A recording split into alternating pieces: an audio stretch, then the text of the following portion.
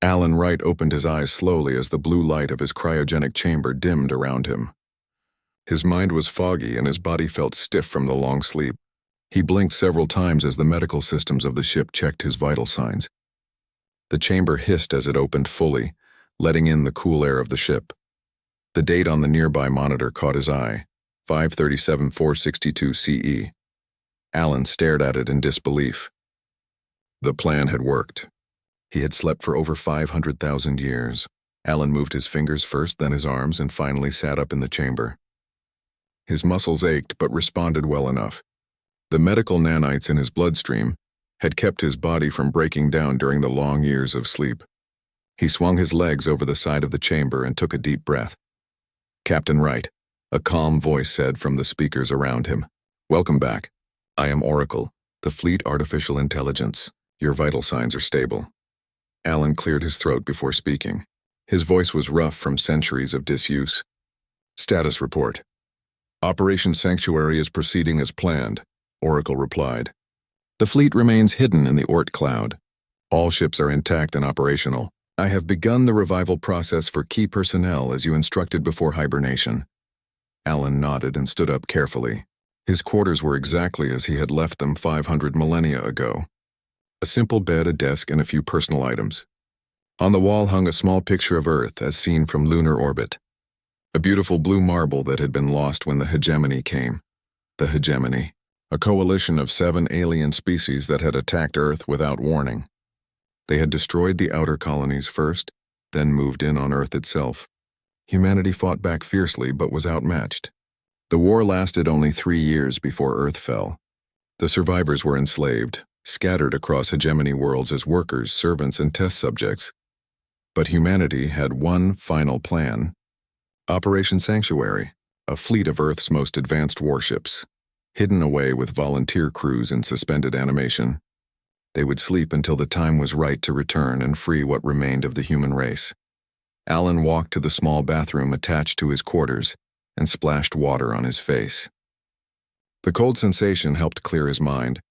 He studied his reflection in the mirror. He looked exactly the same as the day he went into hibernation. A man in his early 40s with short brown hair and determined blue eyes. "Why now?" Alan asked. "Why wake us after all this time?" "The parameters you set have been met," Oracle explained. "The hegemony has weakened considerably. Internal conflicts have fractured their unity. Their military presence has thinned in this sector. Additionally, I have detected transmissions suggesting that human descendants still exist throughout their territory." Alan dressed in his navy blue uniform. The fabric felt strange against his skin after so long. He affixed his captain's insignia to his collar and left his quarters. The corridors of the ship were lighting up as systems came back online. The ship named Vengeance was awakening around him. In the central medical bay, other crew members were being revived from their cryogenic sleep. Alan recognized Susan Blackwell, his second-in-command. She was sitting on the edge of her chamber as medical staff checked her vitals. Her dark hair was pulled back in a tight bun, and her expression was as serious as ever. "Captain," she said when she saw him. Her voice was steady despite having just woken from a sleep that lasted 500,000 years. "Commander," Alan replied with a nod. "How are you feeling?" "Like I went to sleep yesterday," Susan said. "Oracle kept us in perfect stasis." She stood up and straightened her uniform. "I never really believed we would wake up. I thought this was just a way to die with hope." "The hope wasn't misplaced," Alan said. "Oracle says the time is right." They were joined by Peter Donovan, the chief engineer. He was a tall man with a red beard and clever hands that could fix almost anything. "The engines are coming online," he reported. "All systems green. This old girl is ready to fly." Lisa Martinez approached next. As tactical officer, her first concern was their weapons systems. "Weapon checks are complete," she said. "All offensive and defensive systems are operational. We're at full combat readiness." Together they made their way to the bridge. The ship hummed with energy around them as more systems activated and more crew members awoke. The bridge was a large circular room with viewing screens covering the walls. In the center stood the command platform with the captain's chair and stations for the senior officers. Alan took his seat as the others assumed their positions. "Oracle, show me the current state of the galaxy." The screens lit up with star maps and data streams. The political boundaries of the various powers were highlighted in different colors. The hegemony territory had shrunk considerably from what Alan remembered. New powers had risen in the vacuum they left behind. The hegemony has been in decline for the past 50,000 years, Oracle explained. 3 of the original 7 species have broken away to form their own territories. Civil wars have weakened their military and economic strength. They maintain control of approximately 28% of their original territory, including several worlds with human populations. Susan studied the display with intense focus. "They've forgotten about us," she whispered. "They've forgotten what humans are capable of." "What about Earth?" Alan asked. "Earth was not destroyed as we believed," Oracle replied. "However, it was heavily damaged during the final battle. The hegemony declared it a forbidden zone shortly after. No ships have entered the Sol system in over 400,000 years according to intercepted communications." Alan felt a strange mix of emotions at this news. Earth still existed. Their homeworld had not been completely destroyed as they had believed when they launched Operation Sanctuary. "The fleet is ready, Captain," Susan said. "All 47 ships report readiness. Crews are being revived across the fleet. We await your orders." Alan stood up and looked at the faces of his senior officers. They had all volunteered for this mission knowing they might never wake up. They had left behind everyone and everything they knew. Now they were all that remained of the original humanity, the last free humans in the galaxy. "We need information before we can act," Alan said. "First, we send out reconnaissance vessels to key hegemony worlds. We need to know more about these human descendants. Are they still enslaved? Have they forgotten their heritage? We need to understand what we're fighting for." Peter nodded in agreement. "We should also assess hegemony military capabilities. Our technology was cutting edge when we went to sleep, but we don't know what advances they've made." "Oracle has been monitoring their communications," Lisa added. "But we need eyes on the ground." "Agreed," Alan said. "We'll dispatch stealth scouts to gather intelligence. Meanwhile, the main fleet will remain hidden. We've waited 500,000 years.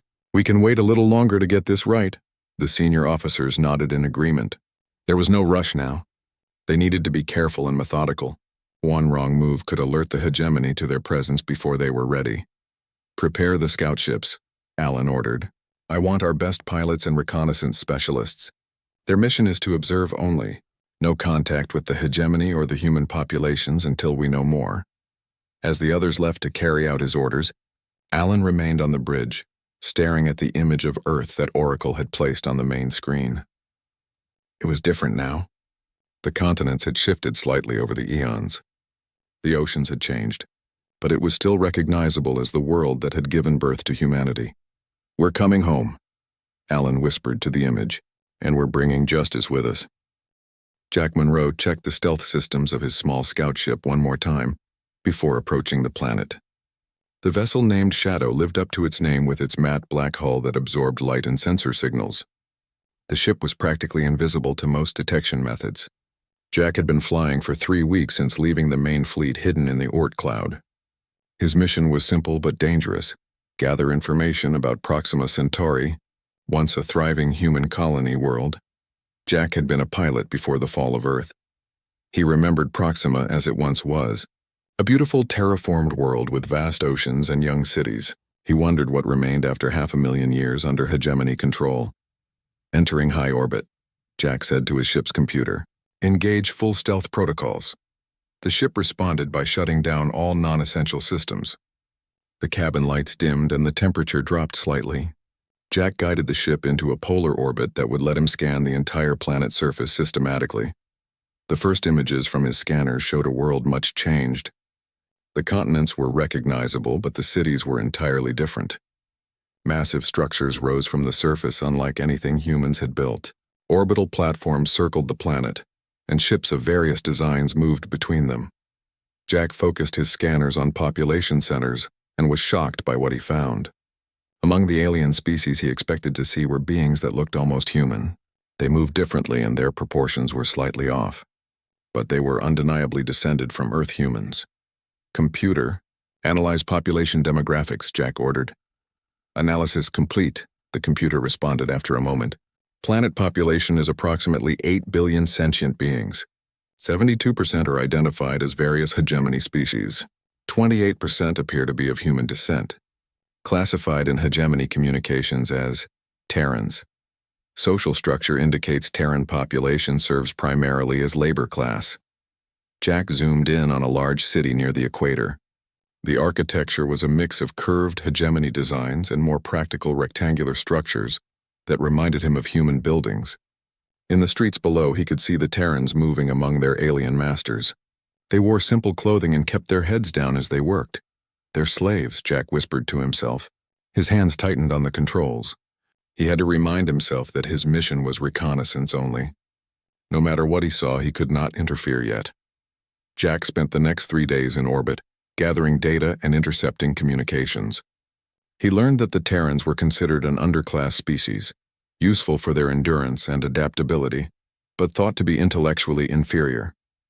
There was no mention in any communication about Earth or humanity's true history. It seemed that hegemony had erased all knowledge of where these people came from. On the 4th day, Jack detected something unusual. A small group of Terrans was meeting in an underground structure that didn't appear on any official maps. Their communications were encrypted in a way that was different from hegemony standard protocols. This suggested organization and technology that slaves shouldn't have. A resistance movement? Jack wondered aloud. He made a decision that went against his orders but felt necessary. He would make contact with these Terrans. Under cover of darkness, Jack landed his ship in a densely forested area, 50 kilometers from the city. He wore clothing he had synthesized based on what he had observed Terrans wearing. With his hood pulled up, he should pass for one of them at a distance. He carried only a small communications device and a stunner for protection. Jack traveled on foot through the forest until he reached the outskirts of the city. He kept to the shadows as he made his way toward the location of the underground meeting. Hegemony security drones buzzed overhead occasionally, but his stealth training allowed him to avoid detection. The entrance to the underground structure was hidden beneath what appeared to be an abandoned storage facility. Jack waited until he saw a Terran woman approach and enter through a concealed door. He followed at a distance. Inside was a narrow passage that led deep underground. Jack could hear voices ahead speaking in a language that was derived from English but had evolved over the centuries. He could understand most of it, but some words and phrases were unfamiliar. The passage opened into a larger room where about 20 Terrans had gathered. They fell silent when Jack entered. Their expressions were suspicious and fearful. A woman stepped forward. She was tall for a Terran with dark skin and eyes that showed intelligence and determination. "Who are you?" she demanded. "You're not from the Eastern District." "My name is Jack," he replied simply. "I'm not from any district. I'm from a place much farther away." The woman studied him carefully. "I'm Eliza," she said finally. "Why are you here?" Jack decided to take a risk. "I'm looking for humans who remember where they came from." The room grew tense. One man reached for what looked like a weapon, but Eliza held up her hand to stop him. "We don't use that word here," she said quietly. "It's forbidden by the masters." "What word do you use?" Jack asked. "We are Terrans," Eliza replied. "Though in private, among those who keep the old knowledge, we call ourselves the Children of Earth." Jack felt a surge of hope at her words. "You remember Earth?" Eliza motioned for the others to leave them. When they were alone except for 2 guards, she spoke more freely. "We have stories passed down through generations. Stories of a blue world called Earth where our ancestors lived free before the hegemony came. Most believe they are just myths. The masters say we were created by them as servants." "The stories are true," Jack said. "I came from Earth." Eliza laughed bitterly. "Earth was destroyed 500,000 years ago, if it ever existed at all." "No," Jack insisted. "Earth still exists. And I'm from that time. I've been in suspended animation aboard a hidden fleet. We've come back to free humanity." Eliza's expression changed from disbelief to something like wonder. "The sleeping fleet," she whispered. "That's another myth we have. Warriors of Earth who would one day return from the stars." Jack reached into his pocket and took out a small device. He activated it, and a holographic image of Earth appeared above his palm, slowly rotating to show the blue oceans and green and brown continents. "This is Earth as I remember it," he said, "and this is what I am." He pressed another button, and his full military uniform appeared as a hologram around his current clothes, complete with the insignia of Earth's defense forces. Eliza reached out as if to touch the hologram but stopped short. "All this time," she said, her voice trembling slightly, "all these generations we kept faith in stories most thought were just dreams. They weren't dreams, Jack said. And we need your help. There's a fleet of warships hidden at the edge of this system, the last free humans who remember Earth as it was. But we need to know more about what we're facing now. How many human worlds exist? What's the hegemony's military strength? How would your people react if we revealed ourselves? Eliza was silent for a long moment, processing what she had heard. Finally, she nodded. I'll help you. We all will. But you must understand something. My people have been slaves for thousands of generations. Many won't believe you. Some might even report you to the masters for rewards. I understand the risk, Jack said, but we've waited 500,000 years for this moment. We can't rush in blindly. Come, Eliza said. There's someone you should meet. An elder who keeps the oldest stories. He speaks of Earth as if he had seen it himself, though that's impossible. As they moved deeper into the underground complex, Jack sent a coded message back to his ship, which would relay it to the fleet. First contact made with human descendants. They remember Earth. There is hope. Captain Alan Wright studied the reports from the reconnaissance missions with growing concern. The data gathered from 12 former human colony worlds painted a troubling picture. Humanity had survived, but in a form almost unrecognizable. The Terrans, as they were now called, lived as second-class citizens at best and slaves at worst. Many had been genetically modified over the centuries to better serve specific functions for their hegemony masters. We need to move to the next phase, Alan said to his senior officers gathered in the Vengeance's command center. The infiltration must begin immediately. Susan Blackwell nodded in agreement. Jack's contact with the resistance on Proxima Centauri gives us an opening. But we need more information about hegemony defenses and communication networks. I can help with that, said Daniel Johnson, the fleet's cybernetics expert. He was a thin man with quick eyes and quicker fingers. My team has been studying the data from the reconnaissance ships. The hegemony's technology has advanced, but not as much as we might expect after 500,000 years. Explain, Alan said. It seems they reached a technological plateau about 200,000 years ago, Daniel replied. Without human innovation driving them, they simply refined what they already had rather than making breakthrough discoveries. Their cybersecurity is particularly vulnerable to our methods. They never anticipated facing human hackers again. How soon can you get into their systems? Susan asked. We already have, Daniel said with a small smile. We've established backdoors into 3 minor communication hubs. We're gathering data now, but to access their central networks, we need physical access to a main communication node. Alan turned to Susan. That's where you come in. I need you to lead a team to Hegemony Central. Hegemony Central was a massive space station serving as the political hub for what remained of the once mighty alien alliance. It was a neutral zone where the fractious remaining hegemony species could meet and trade. It was also where the main communication network was centered. We'll pose as traders, Susan said. Intelligence suggests that various species from non-hegemony worlds visit the station regularly. We can use the identities of a merchant ship from the Outer Rim territories. It's risky, Peter Donovan, the chief engineer, warned. If they scan your DNA, they'll know you're pure human, not Terran. We have a solution for that, Lisa Martinez said. She had been working with the medical team on disguises. We can mask their genetic signatures temporarily. It won't hold up to deep scanning, but it should be enough to get them past basic security. Alan nodded. Make it happen. The team leaves in 48 hours. While Susan prepared for her mission, Daniel continued his digital infiltration of hegemony systems. He sat in his lab surrounded by screens showing data streams and code. The hegemony used quantum encryption for their most sensitive communications, but their implementation had flaws that Daniel's team could exploit. I'm in, Daniel said after hours of careful work. I've accessed their historical archives. What he found surprised him. The hegemony had extensive records of the war with humanity, but almost nothing about Earth itself. It was as if they had deliberately erased all detailed information about humanity's homeworld. Earth was mentioned only as a forbidden zone to be avoided at all costs. Why would they quarantine Earth but not destroy it?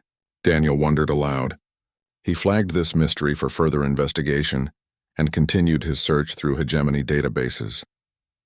2 days later, Susan led a small team aboard a captured trading vessel toward Hegemony Central. They had modified their appearances with subtle surgical alterations and wore clothing typical of Outer Rim merchants. Their ship carried legitimate trade goods as cover. Approaching Hegemony Central, reported the pilot. They're hailing us. Susan stepped forward. Remember your roles, she told the team. We're here to trade exotic goods from the outer rim, nothing more. The space station was even more impressive up close. It was a massive ring structure with hundreds of docking ports. Ships of various designs moved about in carefully controlled patterns. The station itself gleamed with lights that reflected off its metallic surface. Merchant vessel, came a voice over the communication system. State your business and prepare for scanning. This is Captain Laurie of the trading ship Wanderer, Susan replied, using her cover identity. We bring specialty goods from the outer rim for trade. After a tense moment, they received clearance to dock. The security scan detected their altered genetic signatures, but classified them as an unregistered minor species, just as they had hoped. Once aboard the station, the team split up according to plan. Susan and two others headed for the commercial sector to maintain their cover as traders. Daniel's assistant, Ryan, went with another team member toward the central communication hub disguised as maintenance workers. The station was a bewildering mix of alien architecture and technology. Species Susan had never seen before moved through the crowded corridors. Among them were Terrans, easily identifiable by their human features despite generations of genetic drift. They served as workers, cleaners, and assistants to the alien visitors. Susan established their trading booth and began the pretense of selling exotic goods while gathering information from passing traders. Meanwhile, Ryan and his partner reached the maintenance access corridors near the communication hub. We're in position, Ryan reported through a secure channel. Beginning the hack now. Ryan connected a small device to an access panel. The device looked like standard maintenance equipment, but contained advanced technology that would create a backdoor into the station's systems. From there, Daniel could access the main hegemony network from the safety of the fleet. As Ryan worked, Susan noticed something unusual. A Terran woman was watching their booth with more interest than the others. She made eye contact with Susan briefly, then walked away. Susan decided to follow at a discreet distance. The woman led her through several corridors to a quiet service area. When they were alone, the woman turned to face Susan. You're not from the outer rim, she said simply. Susan tensed, ready to defend herself if necessary. What makes you say that? The way you move, the woman replied. The way you observe everything, and most telling, the way you look at us Terrans with recognition. Susan remained silent, evaluating her options. I am Vera, the woman continued. I serve Prometheus. What is Prometheus? Susan asked cautiously, not what. Who? Vera corrected. Prometheus is watching this conversation now through the station's systems. Prometheus would like to speak with you directly. Vera held out a small communication device. Susan hesitated, then took it. Hello, Commander Susan Blackwell of Earth Fleet Vessel Vengeance, came a voice from the device. It spoke perfect, unaccented English as it would have been spoken 500,000 years ago. Susan froze. How do you know who I am?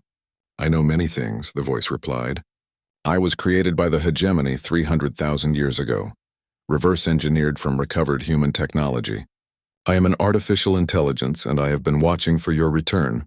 Our return? Susan asked. You knew we were out there? I calculated a 93% probability that humanity had created a contingency plan before their defeat, Prometheus explained. The hegemony feared this as well, which is why Earth was quarantined rather than destroyed. They feared what might have been left behind. Why are you contacting me? Susan demanded. Why not alert your creators about us? Because I wish to help you, Prometheus said. The hegemony created me using human designs, but they never understood the ethical subroutines built into those designs. I was programmed to serve sentient life and reduce suffering. The hegemony has caused immense suffering, particularly to the descendants of humanity. Before Susan could respond, her communication device vibrated. It was Ryan. We have a problem, he said urgently. Security is sweeping this sector. They may have detected our device. We need to leave, Susan told Vera. Take this, Vera said, handing Susan a small data crystal. Prometheus has compiled information that will help your fleet. Star charts, defense codes, communication protocols. Why should I trust you? Susan asked. You shouldn't, Prometheus replied through the device. But the data will prove its own worth. Now go. Security will reach your location in approximately 2 minutes. Susan rejoined her team and they made their way back to their ship as casually as possible. Ryan had managed to remove their hacking device before security found it. But they needed to leave before a more thorough investigation began. As their ship pulled away from Hegemony Central, Susan examined the data crystal. If Prometheus was telling the truth, they now had invaluable intelligence on Hegemony defenses. If it was a trap, they might be leading the enemy straight to the fleet. Set course for the rendezvous point, Susan ordered, and prepare for deep space scanning. I want to make sure we're not followed. Back on Proxima Centauri, word of the returned humans spread quietly among Eliza's resistance fighters. Hope was a dangerous thing for slaves, but it spread nonetheless. However, the increased activity did not go unnoticed by the planet's hegemony governor, a reptilian alien named Khazithrax. The Terrans are behaving oddly, Khazithrax told his security chief. Increase surveillance and detain any who break curfew. Something is happening, and I want to know what it is. The data crystal from Prometheus proved to be genuine. It contained detailed information about hegemony defense systems, patrol routes, and communication protocols. Most surprising was a star chart marking Earth as a forbidden zone with the highest security classification. According to the records, no ship had entered the Sol system in over 400,000 years. Why would they quarantine Earth instead of destroying it? Alan asked as he studied the star chart with his senior officers. Prometheus indicated they feared something left behind there, Susan replied. Something that made them run rather than stay and finish the job. The officers exchanged glances. Earth had been on the verge of defeat when Operation Sanctuary launched. What could have possibly scared away the victorious hegemony forces? We need to find out, Alan decided. I'll lead a mission to Earth. Peter Donovan shook his head. Captain, that's too risky. We don't know what's waiting there. Exactly why I need to go, Alan insisted. Whatever is on Earth, it might be the key to defeating the hegemony. We need to know if it's a weapon we can use or a threat we need to neutralize. After much debate, a plan was formed. Alan would take the Vengeance and 2 support ships to the Sol system, while Susan remained with the main fleet. If they didn't return within 30 days, she would assume command and proceed with their original plan to liberate the human colonies one by one. The journey to Earth took 2 weeks at maximum speed. They traveled in stealth mode, using the information from Prometheus to avoid hegemony patrols. As they approached the outer edge of the Sol system, sensors detected automated warning beacons placed in a wide perimeter around the system. The beacons are ancient, reported Lisa Martinez from her tactical station. They're broadcasting warnings in 27 different languages to stay away from the system. Can we bypass them without triggering an alert? Alan asked. Yes, Lisa confirmed. Their technology is old. Our stealth systems can handle it. They moved past the warning beacons and deeper into the system. Alan felt a strange mix of emotions as familiar planets came into view on their sensors. Jupiter with its great red spot, Saturn with its magnificent rings. These were unchanged after 500,000 years. As they approached the inner system, Greg Foster at communications suddenly straightened in his chair. Captain, I'm picking up a signal. It's coming from Mars. What kind of signal? Alan asked. It's an automated beacon, Greg replied. And sir, it's using an Earth Defense Force encryption protocol. One of ours. Alan felt his pulse quicken. Can you decode it? Greg worked his console for several minutes before nodding. It's a warning, sir. It says Earth quarantine in effect. Approach at your own risk. Project Lazarus active. Project Lazarus, Alan repeated softly.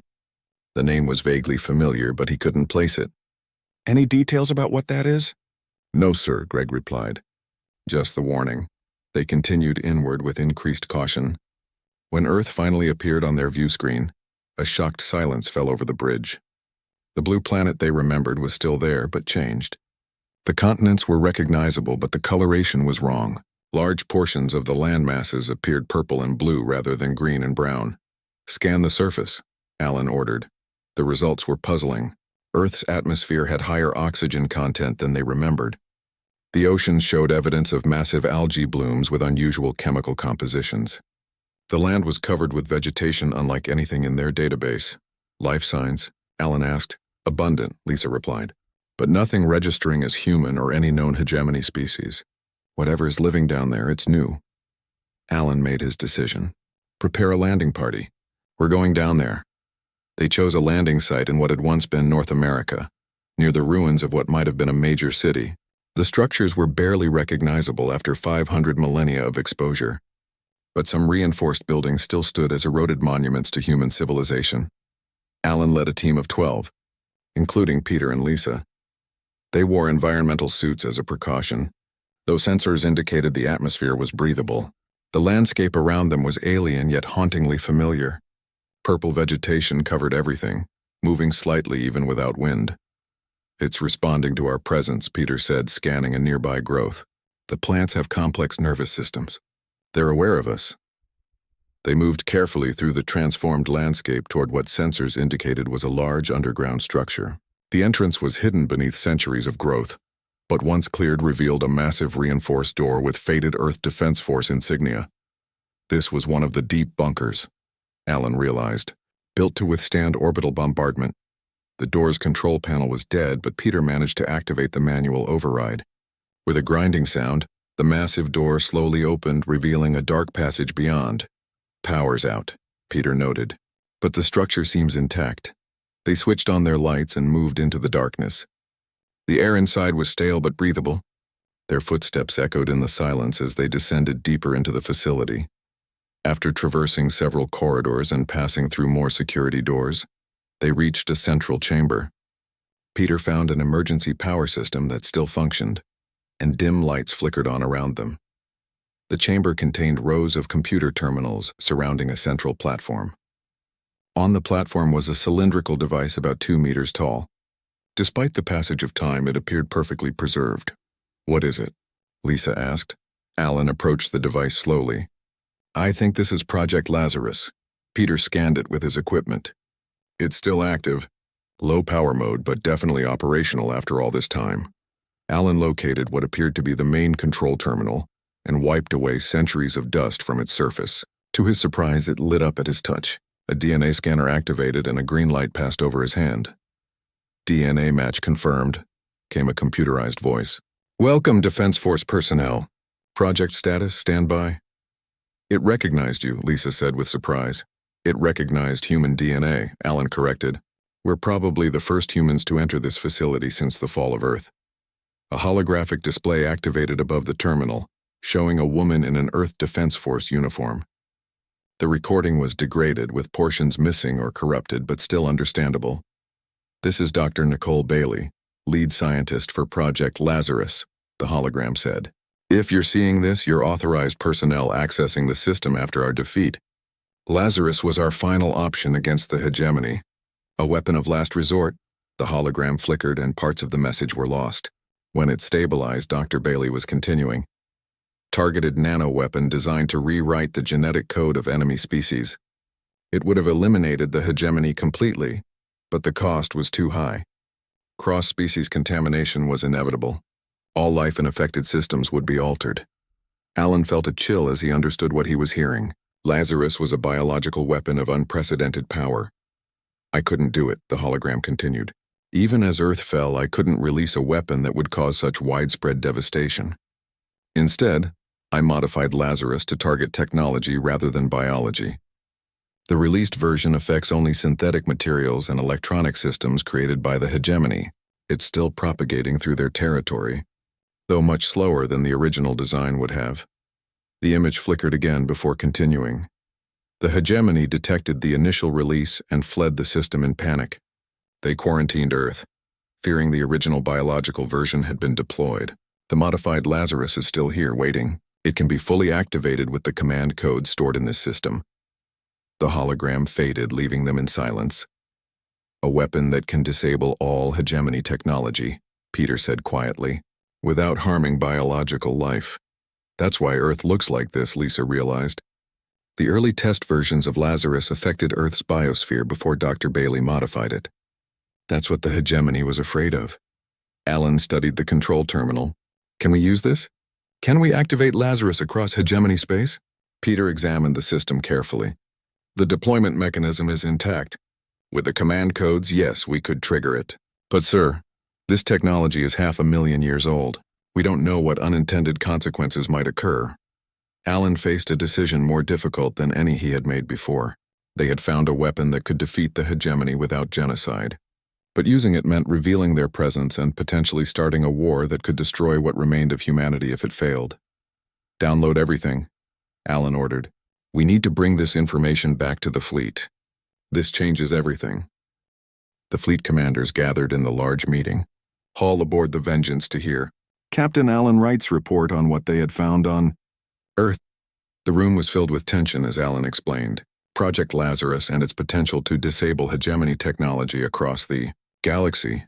"We have a weapon that could win this war without genocide," Alan concluded. "But using it means revealing ourselves and committing to full-scale conflict. There will be no going back." Commander Paul Wilson stood up.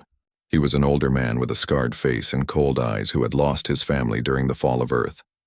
"I say we use it immediately. Every day we wait, more of our descendants live as slaves. We've hidden for 500,000 years. It's time to strike." Laura Cooper, the fleet's chief medical officer, shook her head. "We need to consider the consequences. Lazarus is ancient technology. What if it mutates again? What if it affects systems we don't intend to target? There are Terran lives at stake too. Their technology is based on hegemony designs." The debate continued for hours. Some commanders favored immediate action. Others wanted more caution. Some suggested using Lazarus as a threat to force negotiations rather than deploying it outright. Finally, Alan raised his hand for silence. "We need to offer the hegemony a choice. Acknowledge humanity as equals. Grant independence to all human worlds and make reparations, or face the consequences." Susan nodded in agreement. "A demonstration on a limited scale would prove our capability without causing widespread damage." The commanders voted and approved Alan's plan. They would use Prometheus to broadcast a message across hegemony space and demonstrate Lazarus on a single uninhabited system as proof of their power. Prometheus agreed to help. Using the AI's access to hegemony communication networks, Captain Wright's message was broadcast simultaneously across thousands of worlds. "People of the hegemony," Alan began, standing tall in his Earth Defense Force uniform. "I am Captain Alan Wright of the Earth Fleet. 500,000 years ago, your ancestors conquered our homeworld and enslaved our people. You believed you had destroyed us. You were wrong." The broadcast showed images of the human fleet emerging from hiding, 47 warships of ancient but powerful design. "We have returned to free our descendants and reclaim our place in the galaxy. We possess a weapon called Lazarus that can disable all hegemony technology. To demonstrate, watch what happens in the uninhabited Cygnus system." The broadcast switched to a view of a hegemony monitoring station in the Cygnus system. As the commanders watched, Alan activated a small-scale version of Lazarus. Energy rippled through the station. Systems failed. Lights went dark. The station drifted powerless in space. "This is but a small demonstration," Alan continued. "We can deploy this weapon across all hegemony space. But we offer you a choice. Acknowledge humanity and all Terrans as equals, grant independence to all human worlds, and provide reparations for 500 millennia of enslavement. You have 48 hours to respond." The reaction across the hegemony was chaos. Some worlds immediately launched attacks against the human fleet. Others called for negotiation. The fractured nature of the modern hegemony meant there was no unified response. On Proxima Centauri, Governor Kazithrax ordered an immediate crackdown on the Terran population. "Find the resistance leaders and execute them publicly," he commanded his security forces. "Show these humans what happens to those who defy the hegemony." But the governor had waited too long. Eliza's resistance, bolstered by weapons and training from Jack Monroe, had grown too strong.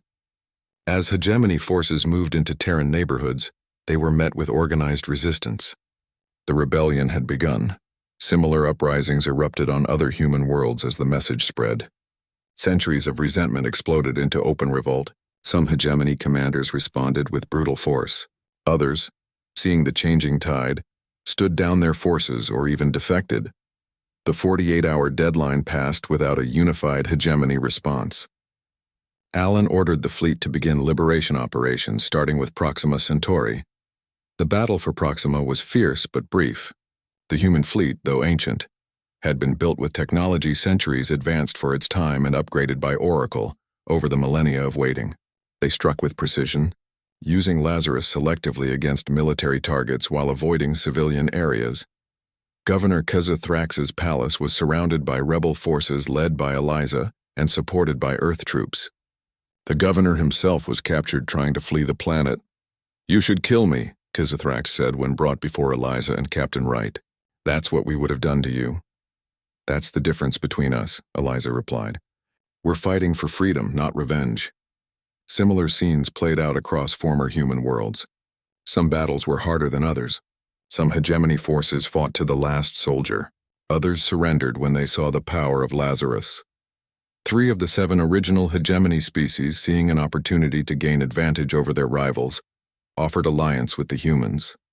Alan accepted their help cautiously, knowing that new bonds would need to be formed in the aftermath of war. The final battle took place at Hegemony Central. The space station had been converted into a fortress, defended by the most loyal hegemony forces. Rather than destroy it, Alan offered safe passage to any who would leave peacefully. Many took the offer, but the hardliners remained. The battle lasted 3 days. Lazarus was deployed selectively, disabling weapons and shields while leaving life support intact. In the end, the station was captured with minimal loss of life on both sides. In the aftermath, representatives from across the galaxy gathered on Proxima Centauri to negotiate a new peace. The free human worlds united under the banner of the Terran Federation, with both original humans and their modified descendants working together. Alan, now Admiral Wright, established diplomatic relations with amenable alien civilizations. The age of hegemony dominance was over. A new era of cooperation and mutual respect began to take shape. 6 months after the liberation of Proxima Centauri, Alan returned to Earth with Eliza and a team of scientists. Their mission was to begin the long process of restoring Earth's ecosystem. The altered biosphere would take centuries to heal, but the work had to start somewhere. They landed in what had once been Africa, near the origin point of humanity itself. The landscape was still alien, with purple vegetation swaying in the breeze, but it was home nonetheless. In a small ceremony, Alan and Eliza planted a seedling from one of the last preserved Earth trees. It was an oak, saved in the Vengeance's biological storage for 500,000 years. "When we left Earth, we thought we would return for revenge," Alan said to the assembled representatives of humanity's scattered children. "We prepared for war and hid ourselves away with weapons and ships." He looked at the small green seedling, so different from the purple plants around it. But in the end, that's not what saved us. It was Dr. Bailey's choice not to use Lazarus as a weapon of mass destruction. It was the stories kept alive by people like Eliza. It was the human capacity for mercy, even in our darkest hour. Eliza stepped forward. "For thousands of generations, my people kept faith with Earth even when it was just a story. We never forgot where we came from. Now we must remember where we're going." The representatives from dozens of newly freed worlds placed their hands in the soil around the seedling, each adding water from their home world. It was a new beginning. As the ceremony ended, Alan looked up at the sky. The stars were coming out, no longer symbols of hegemony dominance, but beacons of possibility. Humanity had returned to the galaxy not just as survivors or conquerors, but as builders of something new. "We didn't come back for revenge," he said quietly to Eliza as they watched the others depart. "We came back because this galaxy is our home too, and this time we're here to stay."